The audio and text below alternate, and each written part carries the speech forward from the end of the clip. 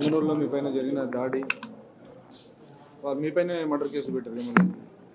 ఒక రాజకీయ కక్షతో నియోజకవర్గంలో ఆటంకాలు కలిగించాలని చెప్పి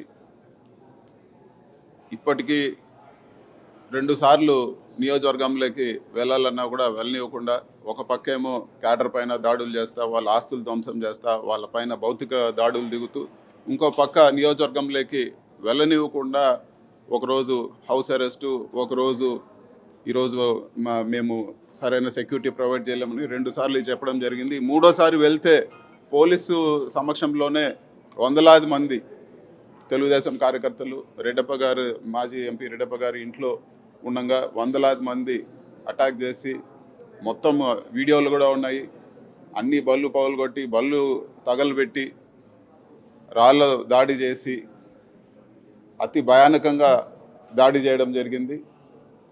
ఇందులో ప్రతి ఛానల్లో కూడా అందరూ కూడా కంటికి కనపడినట్లు వీడియోలోనే ఎవరిపైన ఎవరు అటాక్ చేశారో అన్నీ కూడా ఉంది. చివరిగా జరిగింది ఏమంటే, మాపైనే రెడ్డప్ప గారు దాదాపు 75 సంవత్సరాలు, అదేవిధంగా మేము అక్కడ శాంతియుతంగా ఇంట్లో ఉంటే మాపైనే మళ్ళీ ఈరోజు హత్యాయత్నం కేసులు, నాన్ బెయిలబుల్ కేసులు బుక్ చేసి ఈరోజు టార్గెట్ చేయడం జరిగింది. ఇది ఈరోజు ఆంధ్రప్రదేశ్లో ఉండే న్యాయము. ఒక ఎంపీగా ఈరోజు నియోజకవర్గంలో తిరగనీయకుండా మాపైన దాడి చేసి మాపైన హత్యాయత్నాలు కేసులు పెడితే ఒక సాధారణ కార్యకర్త పరిస్థితి ఏ విధంగా ఉంటుందో మీరందరూ కూడా ఆలోచించుకోవచ్చు. ఇవన్నీ కూడా హైలైట్ చేస్తూ దాదాపు 31 మర్డర్లు జరిగాయి.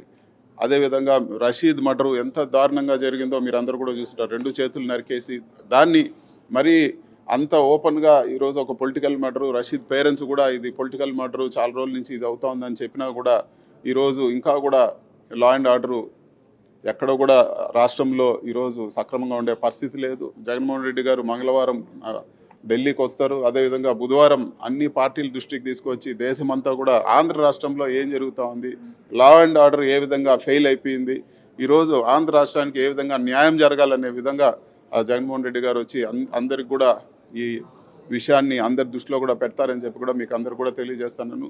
మీడియా సోదరులు అందరూ కూడా ఆ రోజు మీరందరూ కూడా మేమైతే ఏ కార్యక్రమం చేపట్టామో 5వ తేదీ దానికి మీరందరూ కూడా రావాలని చెప్పి కూడా మనస్ఫూర్తిగా కోరుకుంటాను. Thank you. ఖచ్చితంగా ఒక ఎంపీగా నాకుండే పవర్స్లో ప్రివిలేజ్ కమిటీకి, అదేవిధంగా స్పీకర్కి ఇచ్చి, అదేవిధంగా వీటన్నిటిపైన కూడా తగు చర్యలు తీసుకోవాలని చెప్పి కూడా ఈ విధంగా నా నియోజకవర్గంలో తిరగడం నాకు ఒక కాన్స్టిట్యూషనల్ రైట్. దాన్ని అడ్డుకుండే అధికారం ఎవరికి కూడా ఉండదు. ప్రజలు అధికారం ఇచ్చారు మనకు తిరిగి వాళ్ళకి పనిచేయడానికి. సో ఖచ్చితంగా ఇది ప్రివిలేజ్ కమిటీకి ఈ జరిగిన ఇన్సిడెంట్ కానీ, ఇది వరకు జరిగిన ఇన్సిడెంట్లు కానీ ఇవన్నీ కూడా ప్రివిలేజ్ కమిటీ దృష్టికి తీసుకెళ్తానని చెప్పి కూడా నేను తెలియజేస్తాను. Thank you.